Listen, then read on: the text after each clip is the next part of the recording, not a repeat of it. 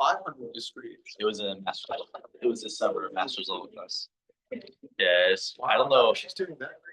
Yeah, he's doing the non-Euclidean geometry, which is 500. Well, all right, everybody, don't look now. It's actually already 4 o'clock. I was giving a test in my other class, so I was kind of like frantically trying to give them a little extra time. You know how it is. So thanks for your patience out there with me today. Don't have a recap on the board, and you'll see why in a second. Just a couple of quick announcements. First of all, there is a homework assignment due. I think it says it's gonna be due on Friday because I'm gonna be creating that mountain of papers over there first. Yeah, do the best you can with that. I have not had very many people asking me any questions, and I don't know if that's just because nobody's been able to get through the door because the 250B students have been absolutely swarming me for the last several days. But if there are any questions, feel free. Has anybody really started working on this assignment? I haven't. Are there some questions that people have on the homework, or is it going okay? A little long, but. But it's going okay, like, okay. I was just worried because usually I'll have like a smattering of questions or at least a few people asking me something. I haven't had anything this week and I didn't know if it was just that it was super, super easy or whether it was just because I was so wrapped up with my 250B books. If you haven't started it, no worries. You know, do the best you can to get it done by tomorrow night. I am actually going to be traveling a little bit. So if you want to reach me in person, let's try and do it today after class. If that doesn't work, shoot me an email or, well, I'll be in Zoom tonight as well, but I would try to talk to me today. And if you have a potential to want to ask me questions later, because you're starting a little later on this, or you just haven't gotten done with it yet, shoot me an email about that. I will be checking my email, but I may not actually be physically in this building tomorrow at all. So it might be best if you just do it that way. I'm hoping it's going okay. If I get a big flurry of people suddenly having issues with it, we can extend it or something if we need to. But let's try to stay on track so we don't get too far behind on anything. So that's the homework that's due this week. There'll be another one next week. We're just kind of in our regular routine. Next week's assignment is going to be the first of several on the topic of graph theory, which is actually what I would like to start on right now. So that's why there's no recap on the board. We're not really building off of the last class. We did a pretty long group work on Tuesday. So I want to actually kind of take a breath and jump into a completely new subject now. You know, the second half of the semester, we sort of can usher that in with the arrival of some graph theory. So we actually are jumping ahead in the book pretty substantially to chapter 11, but the graph theory will be actually chapters 11, 12, and 13. We'll do bits and pieces of all of those. So let's just start off in chapter 11, and this chapter is very much an introductory chapter. I plan to sort of just take it from scratch. I'm not going to assume you have a whole bunch of vocabulary already in your head because it's not always standard terminology, and I want to make sure we're all kind of on the same wavelength. Graph theory, of course, has lots of applications, and I will mention just a couple right here. The purpose of this class is not going to be the applications so much as the actual theory behind it, more of the mathematical perspective. So one of the main applications of graph theory would, of course, be in the area of computer science. And specifically, I'll just write down computer networks. So if you have computers that are hooked up to each other, or these days it's probably not even physically hooked up, but in some sense there's a connection between computers that can be represented as a graph. Another example would be highway systems. So driving around on the freeways, it's like walking or driving along the edges of a graph from one city to another, for example. And so you've got a whole network of roads. And then for a third physical example, plumbing or electrical systems that are, you know, helping neighborhoods to get the electricity and water that they need. So I'll just give that as another, that's a very physical example as well, that would maybe be of interest to engineering types of folks. So, you know, there's many others. This is just an initial list, but I don't mean to make this sound exhaustive.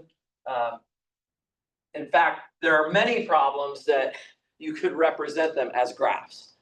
Even those forbidden position problems would be we'll show how this can be done. It can basically be redrawn as a graph theory problem where you have certain positions that are forbidden, and maybe you connect edges between things that are not mutually compatible or something like that. So you can actually model some of the stuff we've done earlier this semester using graphs as well. So there's a whole big potpourri of different things that we could list here. This is just a kind of a brief idea, but I'm of course mostly interested as a theoretical math person, and of course you guys are too. If you're taking this class, you have an interest in the theory. I'm really going to be interested in the theoretical side of graph theory.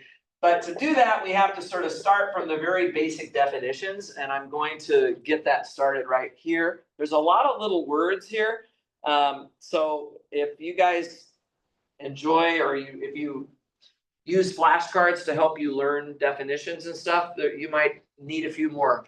You might have to go make a run for a few more after today. There's quite a few words here. So the first definition that I'm going to make is just what is a simple graph. And this is actually the most common kind of graph, and it's the one that we will be referring to most often, and so sometimes we'll just call it a graph. So a simple graph, or just graph, it would be denoted naturally as G, right? And it consists of sort of two types of objects. So I'll use bullet points here to represent this. So one of the types of objects that you will have in a graph are the vertices of that graph. So the vertices, and there's a set of vertices, so we're going to be denoting that with capital V normally. So the vertices, and then along with that we have edges. And the edge set will usually be denoted as capital E. And so, of course, what we'll often do is we'll just write our graph kind of in terms of both the vertex set and the edge set like this. This is just notation. G is equal to vertices, comma, edges. Okay? So you have a list of vertices, and then you have a list of edges as well. Now, I need to explain what these things are as well. So, I should also mention, we assume that both the vertex set and the edge set are finite. It would be possible to talk about graphs with infinitely many vertices or edges. But normally when I just talk about a simple graph, we will assume there's only finitely many vertices and finitely many edges. Okay, so that's just kind of standard. Not that you have to do that, but that's just the convention. Okay, so by the way, the edges, just to be clear, I'll just make this as a note, I suppose. The set of edges, and I'll call them little e belonging to capital E. These edges consist of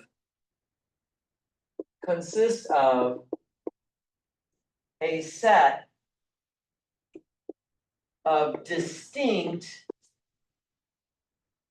vertices. And so it's a set. You can actually think of it as a set. So I could write it like this. Little e is equal to the set of, let's say, A comma B in these braces as a set. And this is where A and B are vertices. Some of you, if you played with this at all in the past, you probably know that there's, variations on this. You can talk about directed graphs where you have, not just a set of vertices, but an ordered set of vertices. So you have like an edge that goes from one point to another. That's certainly a slight variation. And you can also talk about graphs that have the same vertices. So the edges could be created by the same vertices. These are just loops, basically. Or you could have multiple edges between two given vertices. There's lots of little tweaks we could do to this. In fact, I'll write them down in just a minute. Okay, so far, are we doing okay? Yeah, please. The elements of the edge set have to be pairs. Right? Yeah, they have to be a set of, maybe I should say two distinct vertices. Yeah, just to be really clear about that. That's a good point. So I should have added that word there, guys. The edges consist of two distinct vertices. So you always have two there. Exactly. Okay, another definition. The order of the graph. This word seems to get used in almost every branch of theoretical math. We gotta have the order for everything. The order of a graph G is simply the size of the vertex set. It's the number of vertices, okay? So maybe just to help us talk about these definitions a little bit, we should actually draw a picture of a graph, and that way we can give it a little bit of a conversation about this. So I'm gonna actually draw a graph right now, okay? So this graph is going to have 7 vertices, so it's gonna have order 7. So just do your best to follow my notes on this. I know it can be a little bit tricky sometimes to take notes on graphs with lots of lines being drawn all over it, but I'm gonna try to make this not too crazy. So I have A, B, C, D, E, F, G, and you might try and place them somewhat like that. I've kind of got E roughly in the middle of this graph, but it doesn't have to be. And then those are all of the vertices. So this is going to be a graph of order 7 vertices here. And now let me draw some edges in here. I'm going to make the edge that connects from A to B and from A to C. So that's the edges there. I'm drawing lines to represent edges. Okay, that's the way we visualize this. B is also going to connect to G as well as to D. I'm going to have to go around C to connect it to D. And then vertex C is going to connect to both D and E and G, like so. And then vertex D is going to connect also to what, in addition to what I already have, it's going to connect to E and to F, like that. And I think that's my whole graph, okay, for my example here. So this is an example of a graph. The vertex set, capital V, would just consist of, the set of A, B, C, D, E, F, and G. It's always a good idea to label your vertices when you have a graph so that it's easy to talk about it. And then let's write down the set of edges. So it's a set of sets, right? So it'd be the set of, and now I'm just gonna look at all of these edges. So I have an edge from A to B, so I'll list that as a set within the set, right? And then I also have an edge from A to C. Okay, and then I also have a set from B to D. And then I have an edge from B to G. It doesn't matter which of the vertices you list first, because these edges are not ordered and they're not directed. So, but what you might notice what I'm doing, I'm basically writing these down in alphabetical order. So all of the things that A is connected to, I draw those first. Then I go to B, just so I don't miss one. Now we're going to learn some tricks that will help us to not miss any edges. Because you can imagine if this graph is a really big mess, it might be hard to keep track of all of the different edges that you have. But we can kind of use some tricks to help us with that. Let's see, what else do we have? CD. So now I'm using C as my initial point. Yes, question. I just have a question about, is there a reason you made the B to D loop instead of just going through? Was that just for visual aid? Just to, yeah, there was no particular reason for Okay. that. Yeah, I could have drawn it just crossing through the. Now, if two edges cross, that doesn't mean that there's a vertex where they cross, right? So it would just be, really wouldn't change the essence of the graph if that edge crossed through there. I just made it visually a little nicer, but looping it around, I guess. So CD, and then I've got CE, right? And then CG is another edge. Okay, and then what else do we have? We have DE. Right, and then we have DF. And if I'm not mistaken, that's everything. So I can put my end of my big brace here now, and that should be everything. And I just want to make sure that that volume is up. Okay. Great. So this is an example of a simple graph. I've got a set of vertices and a set of edges. A few other definitions, and now we have a graph that we'll be able to use as our model for some of these definitions. So if two vertices are connected by an edge,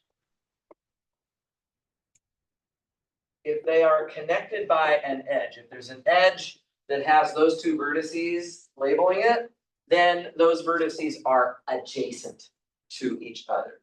Okay, even if they don't visually look like it, so B and D are quite far. So even though B and C are much closer together, they're not adjacent, whereas B and D are. So it's all based on what the edges are that you have. So in this case, let's just finish that. We call the vertices adjacent. So in other words, they're right next to each other, right? So they are adjacent in that case. Two vertices connected by an edge, they're adjacent. And then to kind of turn the story around a little bit, if we have an edge and it's got vertices that it connects to, then that edge is incident with each of the vertices. It's just kind of another way of talking about the same thing. So if an edge, let me call it alpha, which is equal to, let's just say, the set X and Y. So if I have two vertices X and Y, and I have some edge, which I label with alpha, then alpha is incident. Alpha is incident with X and Y. And obviously X and Y would then be adjacent in that case, okay? And we can actually say, if we want to, another word that sometimes is used is the word join. So we can say that alpha joins, connects really is what it's really saying, but it joins X and Y. And again, the order in which the two vertices are listed makes no difference. This is an undirected graph, so we don't really need to keep track of that at all. Okay, so just some basic terminology, guys. I hope you weren't hoping for a super high-powered theorem-rich lecture today. It's kind of a little bit of an easy day, which I think is fine. I need an easy day because this is what's ahead of me. What's that? Oh, yeah, it's gonna be fun. Anyway, yes, question. The word incident, it's the same thing as the geometry one, right, which is lie on, Lie on. if like to include. I think incident just means it comes into it. So it's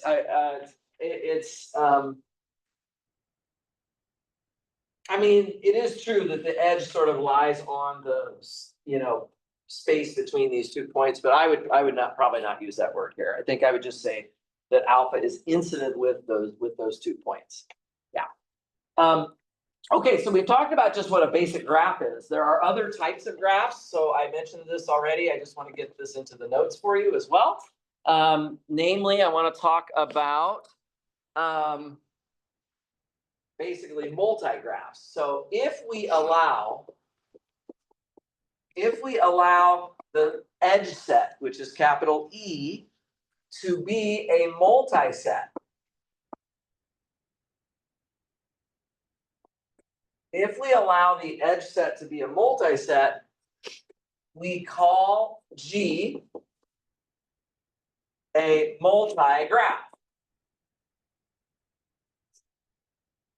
So remember what a multiset is. It just means you can have the same object more than once. So in this case, there would be an edge that occurs more than once in the graph. So that would be like, let's say there was another way to go from A to B. Now this is a the edge set would be a multi-set because you'd have A, B listed 3 times. It wouldn't be just a regular set anymore. And so this would no longer be called a graph. This would be called a multi-graph, which is more restrictive. Obviously, a graph is a multi-graph because a set is a multi-set by definition. So that's one definition included inside of the other. And then one more thing, if we also allow loops. So if we also allow loops, and these would be essentially edges that are of the form the set X and X. So for a regular graph, we do not allow the edge to use the same vertices, to be incident with the same vertex. But in general, your edges could look like little loops, yeah? So you could have that, and in this case, we call G a general graph. So these words are really kind of easy to get mixed up because they're not terribly descriptive, but a general graph is just a graph that's allowed to have loops. So maybe you have, an edge from G to itself here, that would now be a general graph rather than just a multi-graph. Okay, so those are just the basic terminology. Let me give you another one.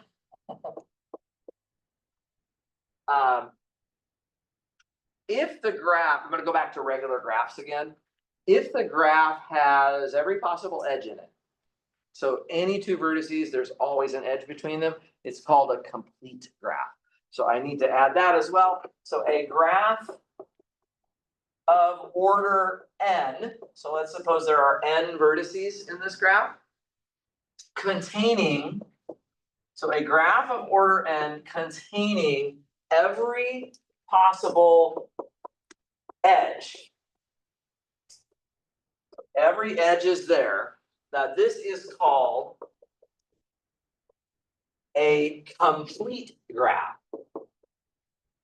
It's complete because all of the edges are there. So a complete graph, and this is going to be denoted as K sub n.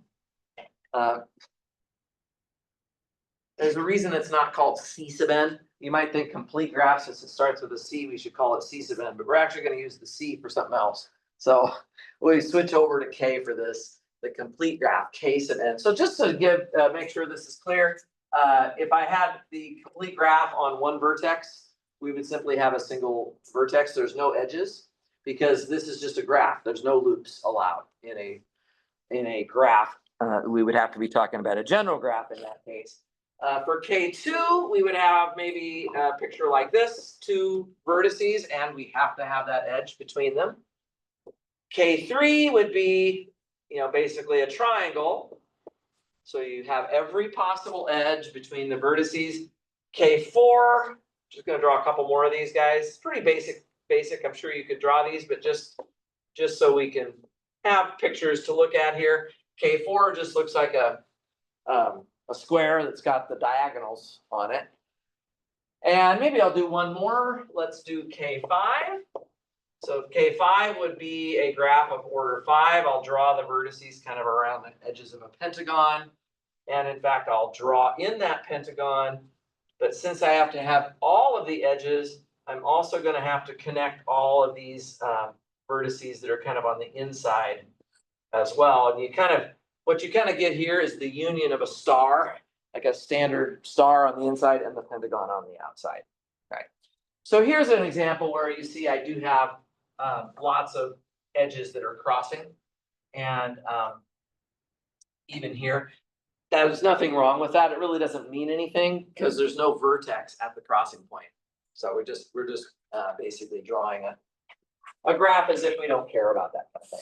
Now, while I'm erasing the board, maybe you guys can try to tell me how many edges the complete graph K sub n would have, because that is a little combinatoric problem. Go back over here.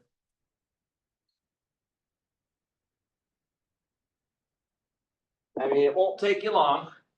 You got 5 examples. How many edges do we have? You can just look at these pictures and figure it out.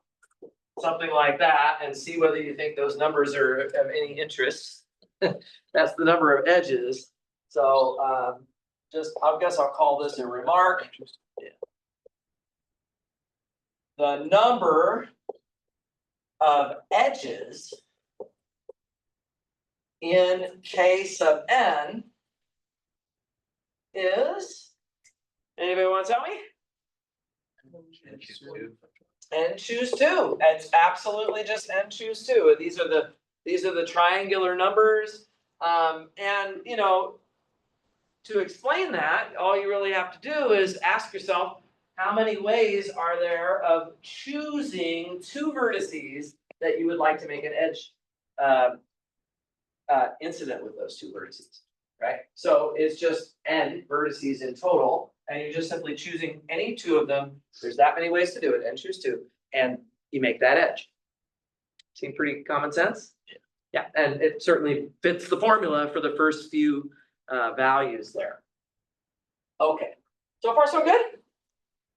Right, okay, great. I'm just gonna make a quick note, and this goes back to something that Tanner was asking me a little bit ago. He was asking me about why, you know, did I need to go around the vertex C to get to D, or could I just cut right through? You can cut right through, but I would like to redraw some of those graphs over there, those complete graphs, without so many crossing edges. So we can redraw K4 as, so I'm just gonna basically take my square for K4. I'm gonna leave one of the diagonals in there, but the other diagonal, I'm gonna reroute it around the side. So this is kind of exactly what Tanner was just bringing up on my first example. If you imagine that these are, let's just go to the highway example. You've got highways, and every time the highways cross, you have to spend, you know, $100,000, well, probably these days, $1 million. So I don't know how much it costs to make a bridge, right? A lot of money, right? So the idea is going to be to try to have as few crossings in the graph as possible. So we can actually redraw the K4 graph like this. This is completely the same from a mathematical perspective as the K4 that we drew over there. I realize it doesn't look the same, but well, let me use the fancy word that we're going to get to. These two graphs are isomorphic to each other. And if you've taken other algebra classes or studied vector spaces or something like that, you've probably heard that word, or you might have heard that word. It basically means that structurally they are the same. They might physically look different the way they're being rendered, but they are structurally the same in terms of their properties, their abstract properties. So this is a common question. Can we redraw a graph so that it doesn't have any crossing edges? And if you can, then that graph is, we have another definition, that is called a planar graph. You can actually draw it in the plane without any crossing edges. So let's get some notes on that.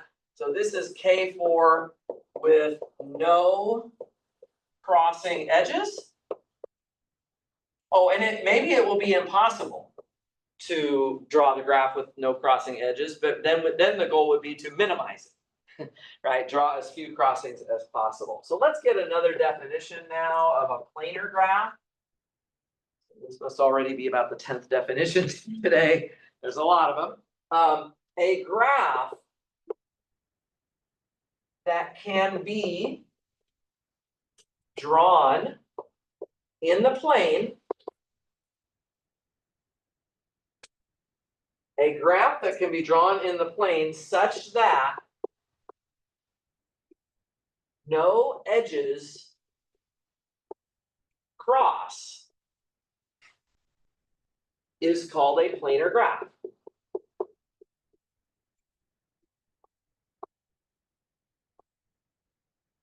So a planar graph just means that it is possible to draw it without any crossing edges.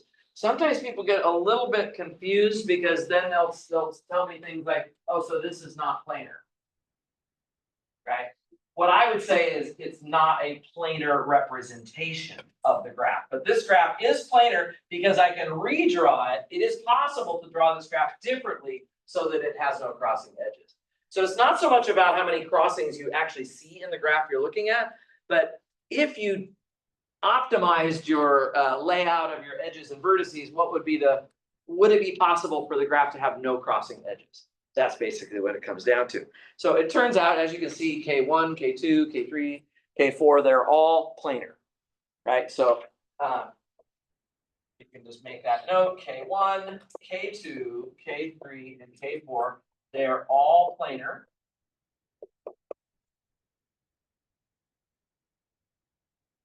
So this is gonna ultimately be a type of question I'm gonna be asking you on homework and exams and stuff. I'm gonna give you a graph and I'm gonna ask you, is it planar? One way to convince me that it is planar is just to draw it on your paper. And that will convince me if you can draw it so that there's no crossing edges. It turns out though that K5 is not planar.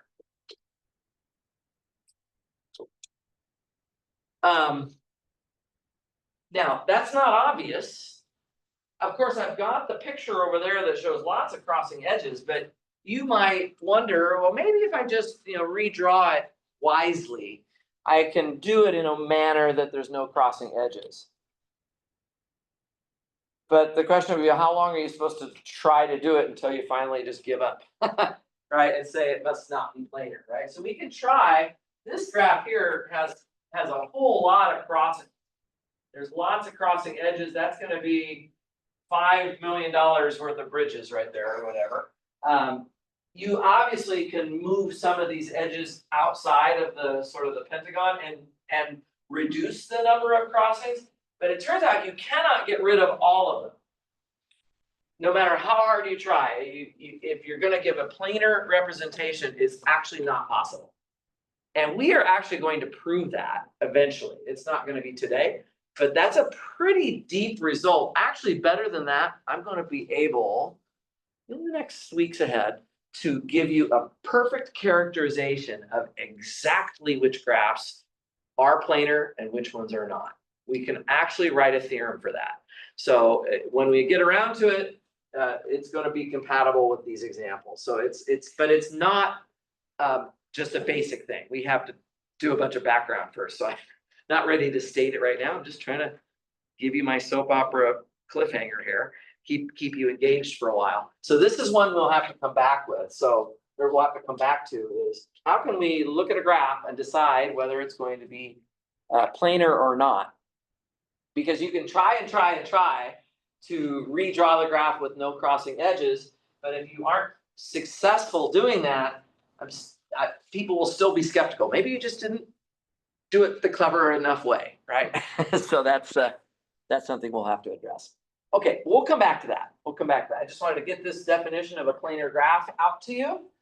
And I'm now going to continue with my slew of definitions. I want to talk about the degree of a vertex in a graph. So we'll go back to just, actually this would be for any graph, whether it's a multi-graph or a general graph or anything. We can talk about the degree of a vertex. So let's just change subjects again and get back to some of these basics. So here's a definition, given a vertex, and I'm going to call it little v in capital V. So given some vertex in the vertex set, the degree of that vertex, we're going to denote this DEG of little v. This is simply equal to the number of edges incident with V. Okay, so it's just how many edges are coming into the vertex, and you can usually just look at the graph and tell. I'm going to remove the extra lines that I kind of added to this picture a few minutes ago. Back to the original graph, it's probably in your notes, which is this one. So you can just glance at these graphs and figure out what the degree of everything is. So from the first example, it's actually pretty easy to just glance at it. Can somebody tell me what would be the degree of the vertex A in my original first example here?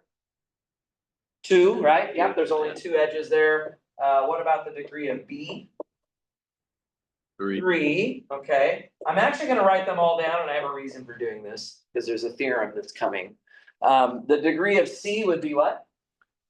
4. 4, all right. The degree of D is also 4, and then the degree of E would be 2. 2, and how about F? 1. These are not difficult questions, guys. The degree of G is 2. Okay, so everybody could probably get that figured out. You could probably hand that to your little sister or brother at home, and they could probably answer those questions as well. Okay, now, I mentioned that we would like to be able to use this concept of degree even on a general graph. So when you have a loop, if there was a loop on a particular vertex, we're just going to assume that that contributes 2 to the degree of that vertex. So you can kind of see, so I'll just make this as a convention, I guess. Convention. So if you had a loop on a particular vertex here, you can see that it's almost as if it has 2 edges that are incident with it, they're both part of the same edge actually, but it's just bent around. So we're just going to say that loops contribute +2 to the degree of whatever that vertex is. So I'll just leave it at that. So that's just a convention that allows us to extend the idea of the degree of a vertex to general graphs. Okay. Excuse me, what we usually do with these degrees is we reorganize them in descending order, and that's called the degree sequence for the graph. So this is something that it's one of the first things we generally would look at on a graph is the degree sequence. So definition, another definition. The list of all degrees of all vertices. And I'm gonna say put in non-increasing order. I probably could just say descending order, but you have to just assume that by descending, I'm allowing, there could be several vertices of the same degree, so it's not technically descending in that moment, but non-descending order. If we do that, this is called the degree sequence. This is the degree sequence of the graph. So every graph, or for that matter, every general graph or every multi-graph will have a degree sequence. Okay, so in the example above, that first example again, since we already worked out all of the degrees, the idea for the degree sequence would just be to take the biggest numbers first and then just work your way down. And you can repeat, of course, so there's 2 vertices of degree 4, then there was 1 vertex of degree 3, 3 vertices of degree 2, and 1 vertex of degree 1. So you would just list them kind of like that. That's the degree sequence of a graph. You're not actually labeling which vertex is which anymore, you're just keeping track of the actual numbers at this point. Okay. So far, so good? Let's at least write down a theorem now, okay? It's something that actually needs to be proven rather than just something that's kind of more or less clear. So there is a theorem that is the first one in chapter 11 here. It's 11.1, and this is called this goes by the familiar name of the handshaking theorem. And you'll maybe see why here in a second. This is the handshaking theorem. So this just says, let G be a general graph. So we're allowing our graph to have loops as well as multiple edges and all of that. If we add up all of the degrees of all of the vertices, so I'll say it this way, the sum of the degrees of all vertices, right? The sum of the degrees of all vertices of G is, well, notationally, I'll just write it as a summation here. We're gonna add up a bunch of terms where we allow little v to run through the entire vertex set. So you just add up all the degrees of the vertices. And what does that add up to? Well, it adds up to 2 times the number of edges. So here is our first theorem, the handshaking theorem. And I mentioned earlier that it can sometimes be a little difficult to figure out how many edges your graph has. If it's a really messy graph, that might be difficult. But one way to figure it out now is to do something maybe easier, which is to just add up all the degrees of the vertices and then divide by 2, right? So in this example here, so let's just do it to our example again. So for our example, the sum of the degrees of all of the vertices from, I'm just using that same example again. We're just taking 4 plus 4 plus 3 plus 2 plus 2 plus 2 plus 1, right? And that's going to give us 18, I believe. So the number of edges would be half of that, 18 over 2. And so hopefully when I listed those edges earlier, I had 9 edges there. I better have had. So that's that.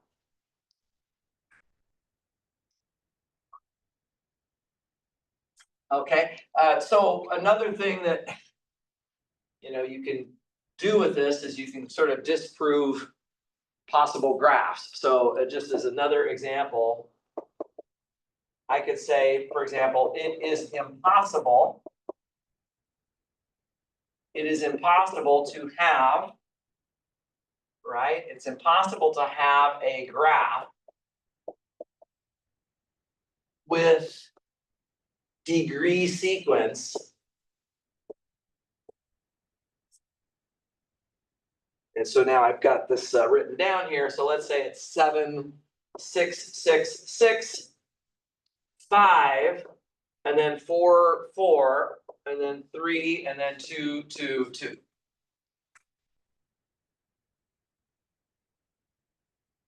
Seven, 6, 6, 6, 5, 4, 4, 3, 2, 2, 2. If I handed you that and I said, oh, please draw me a graph with that degree sequence, it might not be obvious to you that that's impossible. You might fumble around on a paper for quite a while trying to, make vertices with all these different degrees. However, why is this not possible?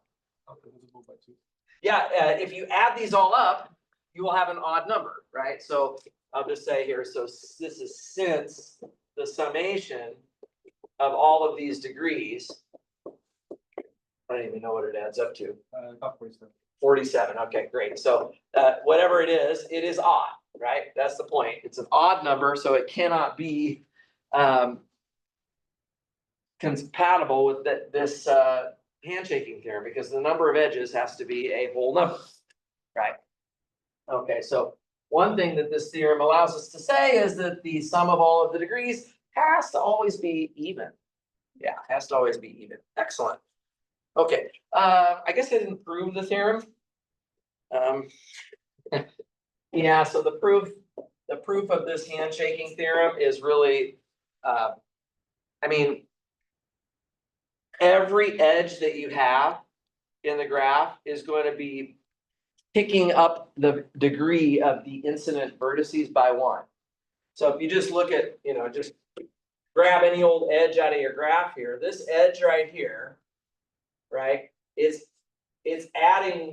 contributing 1 of the degrees of G and 1 of the degrees of C, right? So every time you have an edge in the graph, you're going to be contributing in terms of the total summation, a +2, right? So that's basically what this is saying. Just double the number of edges, and that's what all the degrees are going to add up to. So I'm just going to write one sentence for this proof, right? So the proof is just every little e in the edge set. So if I just write it as little e in capital E, this contributes, every edge contributes, I'll just put this in quotes, +2 to the total degree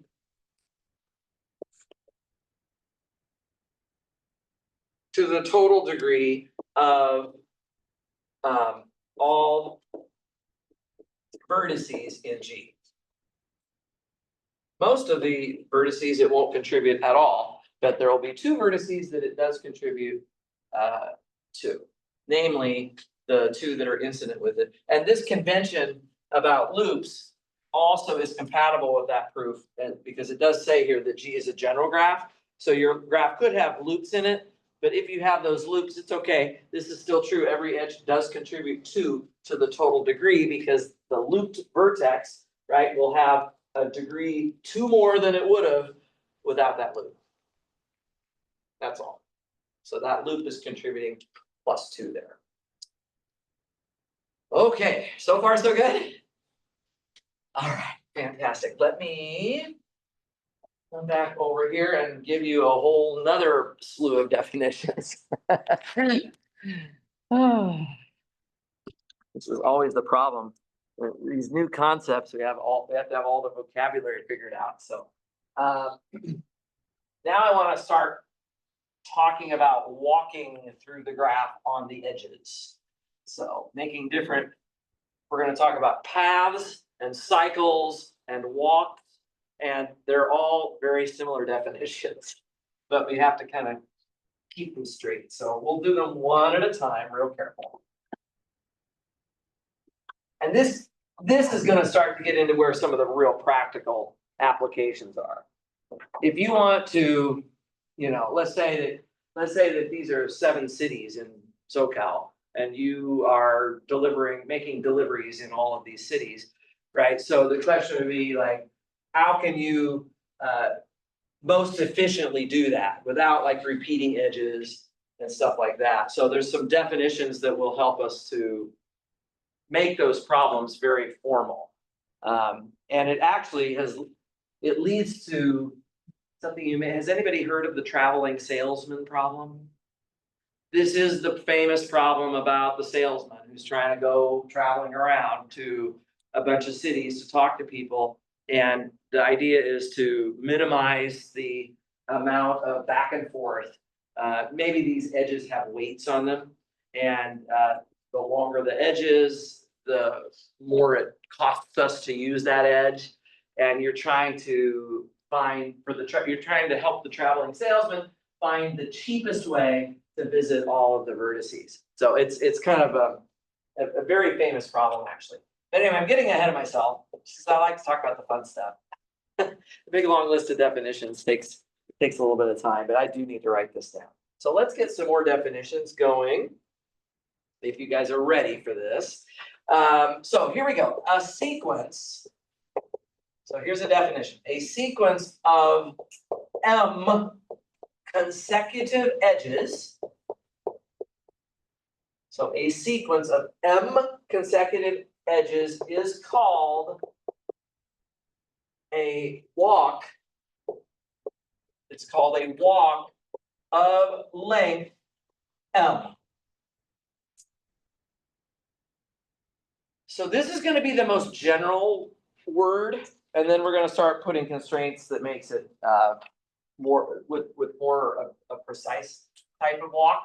But everything that we're going to talk about is a walk. So what I mean is maybe you have an edge from x0 to x1. These are vertices that are creating an edge. And then from there, you have an edge from x1 to x2.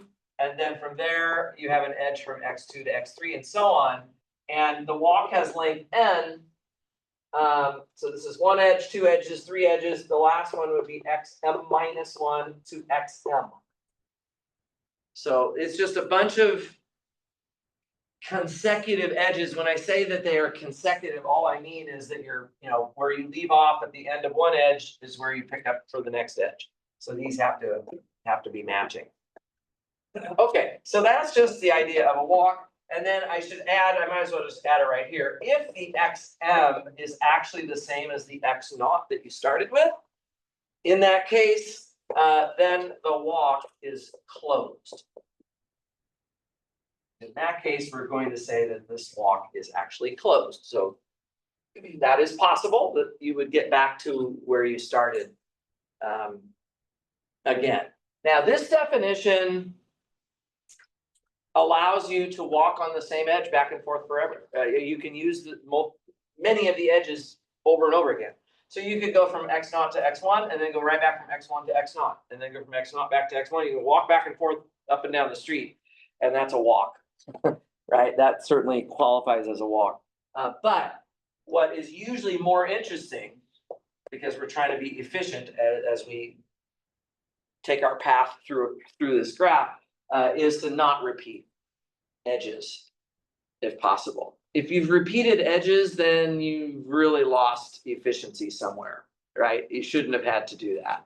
So let's get another definition. A walk with no repeated edges is called a trail.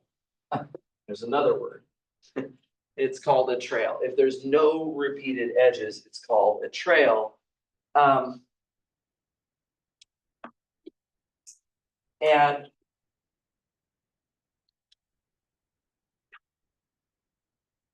it is possible to have a trail that does repeat vertices. So you could, you could come into this, you might come in here to this vertex and then keep walking. And then later on, you come back down here to here, and then you might come back to that vertex again. You're not repeating any edges, but you might have visited that vertex an additional time. So I've got to be careful about repeating edges versus repeating vertices. It is possible to avoid repeating edges, but you can repeat vertices at that same time. So another definition, is it okay if I write down here? You guys see okay back there? So the other definition is going to be a walk that has no repeated vertex. Okay, so it's another definition. So a walk with no repeated vertex. A walk with no repeated vertex is called a path. Yeah, it's a lot of words to keep track of here. So a path is just a walk that does not repeat any vertices. Actually, if you repeated an edge, wouldn't you be repeating the vertices that are incident with that edge? If you walked along the same edge more than once, wouldn't you therefore also be walking or visiting those vertices more than once? Yeah. So there must be a relationship between these. So if I have something that fails to be a trail, put it this way, if we repeat edges, right? If something fails to be a trail, then it's going to have to fail to be a path. Stated in contrapositive form, that would mean that every path is a trail. So just as a quick remark, let's add that because I like to understand the relationships between these things. Every path is a trail.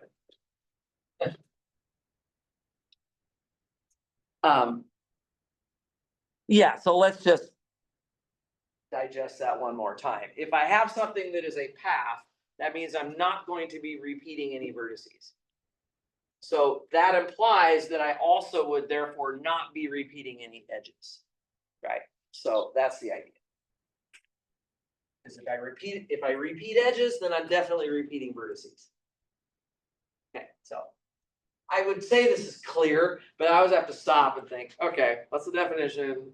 And the contrapositive statement of the result is sometimes easier because these are negative comments about not doing things.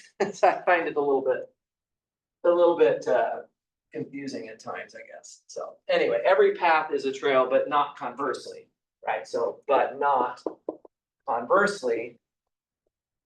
So you can have trails where you don't repeat any edges, but where you do repeat paths, and this would be kind of a counterexample to that. This kind of a scenario. Okay, so that's good. Every path is a trail, but not conversely. Of course, the path, let's go back to the path again, no repeated vertex. That path could be closed. By the way, everything here is a walk, right? Paths, trails, whether they're closed or not, doesn't matter, they're all walks. But as another point, when the path is closed, if we have a path that's closed, it's going to be called a cycle. So another word, get your flashcards this weekend, guys, and start going through this. So a closed path is a cycle. A closed path is a cycle. All right, so maybe let me draw maybe a new picture here so I can talk about a different example. Let's take 6 vertices. I'm kind of gonna put them around a hexagon. Kind of something like this, but I'm not gonna fill in the whole hexagon. This is just how I'm positioning them. So I'll label these starting in the upper left corner as A, and then B, C, D, E, F, like so. Okay, easy enough. And then let's just connect A to B with an edge. Let's join B to C with an edge, B to D with an edge, D to E with an edge, E to F with an edge, E to A with an edge, and I think I want to have F and C joined by an edge, and also F to B. Not too bad to draw that picture. Again, we could count up how many edges there are by just doing the handshaking theorem if we wanted to, but this is a small enough graph, I won't bother with that. So for example, in this graph, we have a cycle. So just to give you an example here, we have a cycle. This will also be good to show you kind of some notation that we'll be using. You guys are welcome to kind of just draw the vertices with arrows telling me where you're going. So if I start at A, I could go to B, and then for B, I could go to C. From C, I could go to F, right? And it doesn't hurt to invest in some colors. So like A goes to B, then B goes to C, C goes over to F, like this. And I'm trying to make a cycle. So where am I gonna go? F is gonna go to E. Okay, and then from E, I could go to D, D, right? So I could go to D, then B. and then what did I put next? From D, I could go to B. So, sorry, let me just finish what I was writing here. So F goes to E, which goes to D, which goes to B. So that actually is not what I meant. If I wanted to have a cycle, No, repeat. I should have just gone from E back to A. Yeah, okay. Sorry, let's just go back from E to A. So that's an example of a cycle. So I don't want to go from E to D or from D to B. So we're just going to go right back to A again. And in this case, if you put little arrows on your walk that you're doing, then I can kind of see what direction you're taking. When you have a cycle, it never matters where you start or end the cycle. So I happen to start it at A and finish at A, but you certainly wouldn't have to do that. This has no repeated vertices. So no repeated vertices, so it is a path and it's closed because it starts and ends at the same point. So that's an example of a cycle. Can we give an example of a trail that is not a path here? Because that says not conversely up here. A trail that is not a path. Is that possible? This particular graph may not be possible in every graph to do that. Question, Doctor. Yeah. So you'd erase the edge from B to D because we didn't use it. Do we need it? Well, I meant to have it. Okay, here. okay. Yeah, let's just put it back. Yeah. Okay, because I was say then we can erase the B to F one. Yeah. Yeah. Well, we could erase every edge that's not blue. Yeah. But I want to keep those other edges there. So is it possible to create a trail that is not a path? So that would be something where we do not repeat any edges, but we do repeat some vertex somewhere. I'm going to redraw the graph up here just so it's a little easier to see. So this is A, B, C, and this edge here, D, E, and F. I think I have that graph redrawn now. So can I visit a vertex more than once? Yes. Could if you go right from E to D. Up to D, oh, I guess not starting there, I was saying like you tack on to, instead of going up to F, So starting the way I did before, you mean? yeah, and then you go from F to E. You go to D to B and then to F again. One second.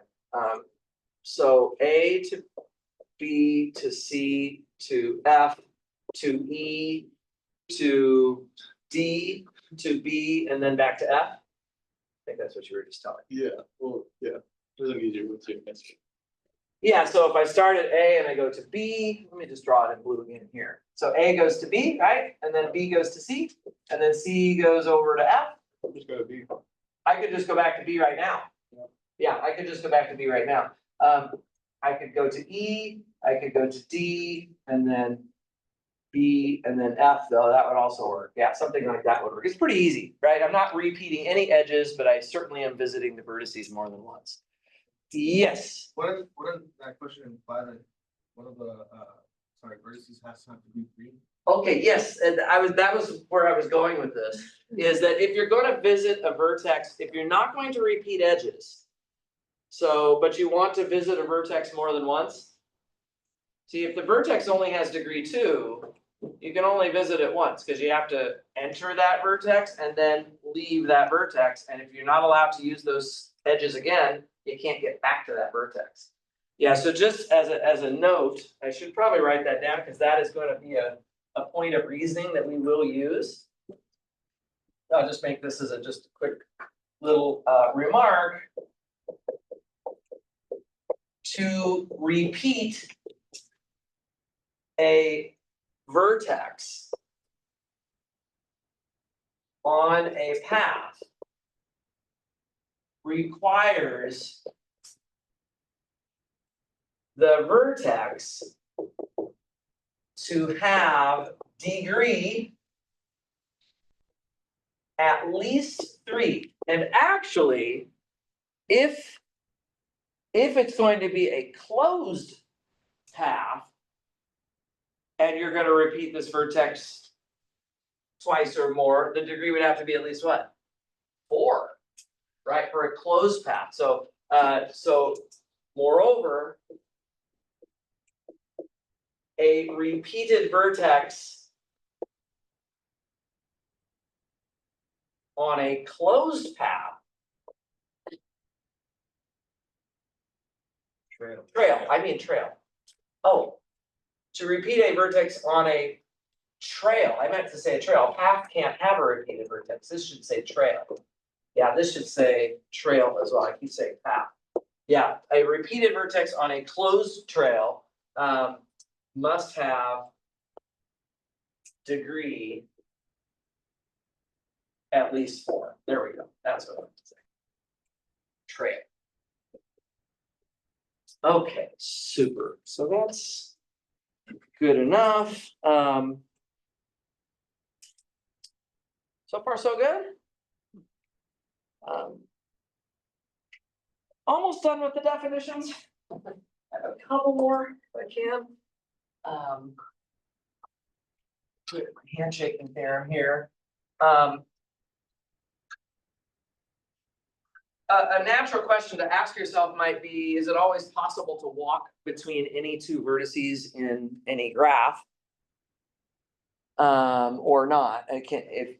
I'm just saying walk, I'm not talking about being on a trail or being on a path, just any, would I always be able to go from any vertex to any vertex in the graph? What do you guys think? It's complete. In a complete graph, you should be able to. Could we think of maybe a more general scenario where we would maybe have an issue with this? So it's kind of leading to my definition here.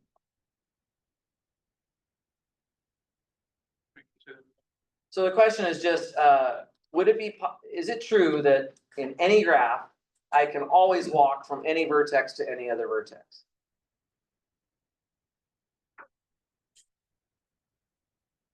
Have to be connected. That's You the can word. honestly say you draw it. That's the word, connected. If the graph is connected, then yes, you'd be able to start anywhere and maybe a long walk, but you'd somehow be able to walk from any vertex to any other vertex. So yeah, so let's write this down, guys, a general graph.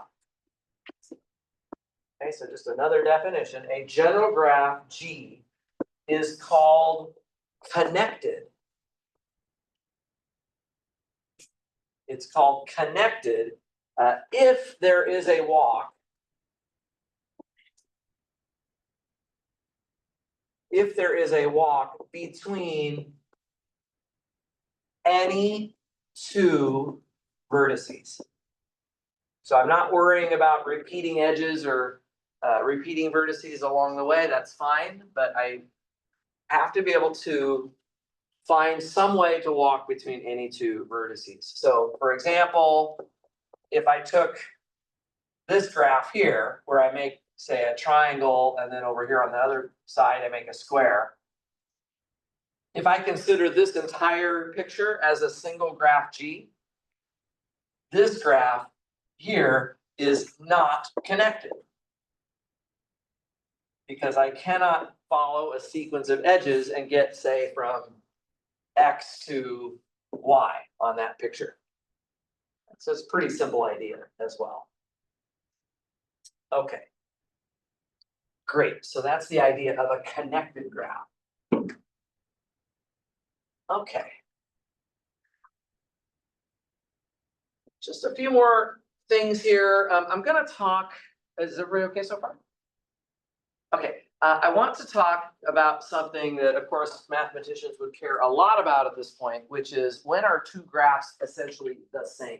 I mentioned a little bit about this earlier, that if you redraw edges, and so they visually are in different positions, but technically you have all of the connections that you had before, those two graphs are essentially the same. They may not look it on paper, but they're basically the same. And this is the idea of a graph isomorphism. So I am flying through this material, in case anybody's noticed. I'm gonna go straight into.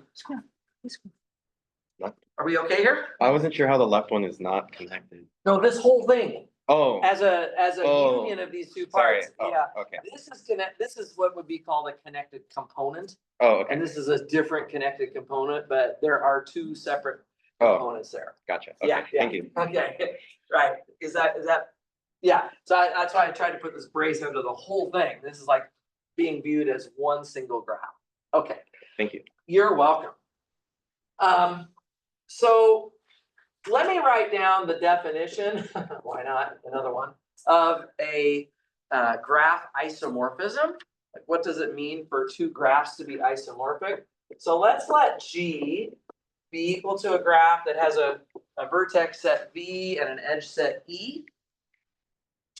And then I'm going to take G prime to be another graph where I have a vertex set vertex set V prime and an edge set E prime. I'm going to call that G prime. And I'm going to let these be, actually these can be general graphs. They do not have to be limited to just simple graphs. So you could have multiple edges, you could have loops. It's perfectly okay. In this case, we call G and G prime isomorphic. So it's a math term that gets used in other places as well. We call these isomorphic, and this will be written in the same notation that you may have seen it in other contexts, with kind of a equal sign with a little twiddle thing on the top of it. So G is isomorphic to G prime, written this way. If there is, well, you probably, if you remember isomorphisms from any other context, one of the things that's required is that you have a bijection between the sets. So there should be a bijection. Bijection, of course, that just means that the function has to be one-to-one and onto. And I'm going to call it theta. And this is going to be a bijection on the vertices. So going from V to V prime. Okay, so it's a bijection like that with the property So it's not just any old bijection. There has to be something about edges, and so far this is just basically saying the graphs have the same order, right? To have a bijection, they'd have to have the same order. So there is this additional property that for all, let's just say X and Y in the vertex set. So if I just grab any two of the vertices, guys, then here's the condition. X and Y are joined by, let's say, K edges. So I'm allowing for multi-graphs here. So it might be that there's several edges that go from X to Y. Right? This is going to be if and only if by the time you look at theta of X and theta of Y, these are elements of the vertex set, right? So X and Y are vertices from the first graph. That those two vertices in G prime are joined by K edges. Yeah.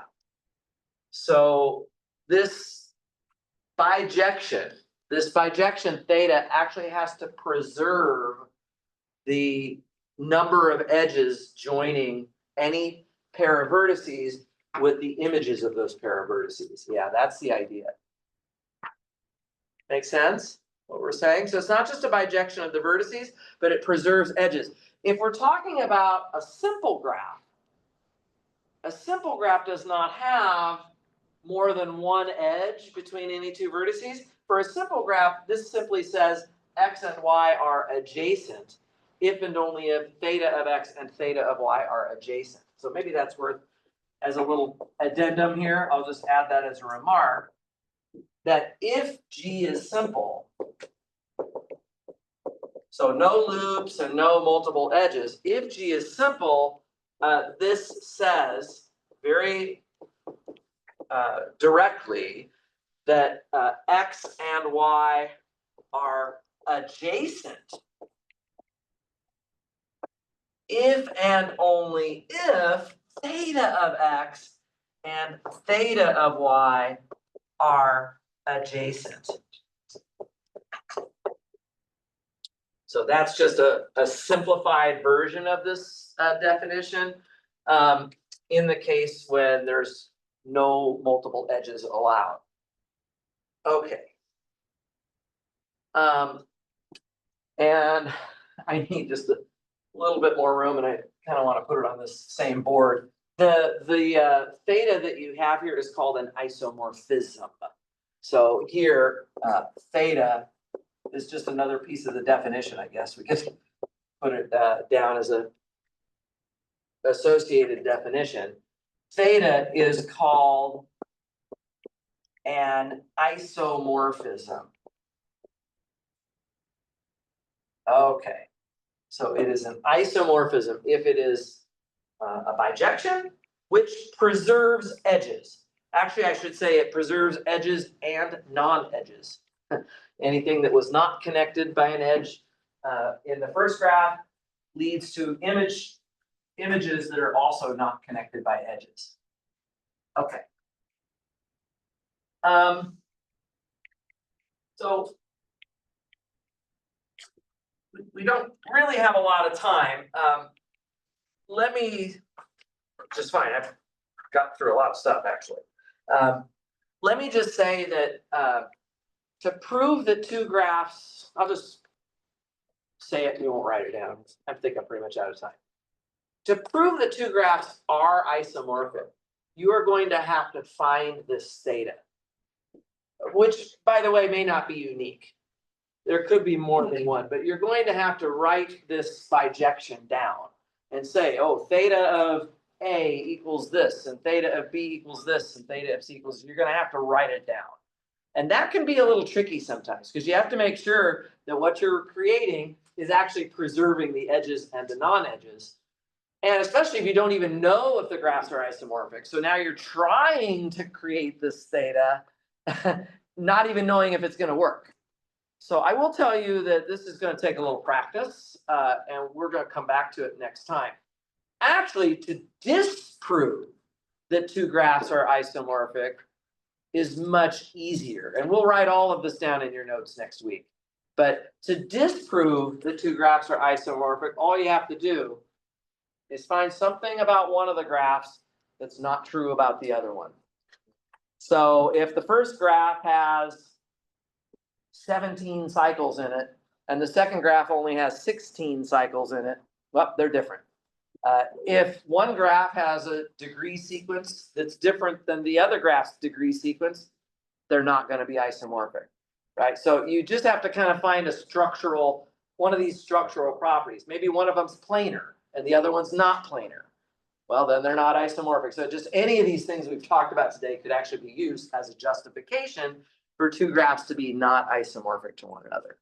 We got to come back and talk about that next week, but that's just the definition for now. On Tuesday, I'll probably come in and just have this up as a recap, and then we'll do some examples of this. But you shouldn't need this for anything you're working on over the weekend, I don't think. So, guys, thanks for today. I know it was kind of a lot of definitions to slog through. We'll do some group work next Tuesday. We'll start drawing graphs on the whiteboards together and have some fun with this. This is really a I fun think topic. really, this one's What like- if we do matches? Bye for it's now. like the same shape. So, quando la differenza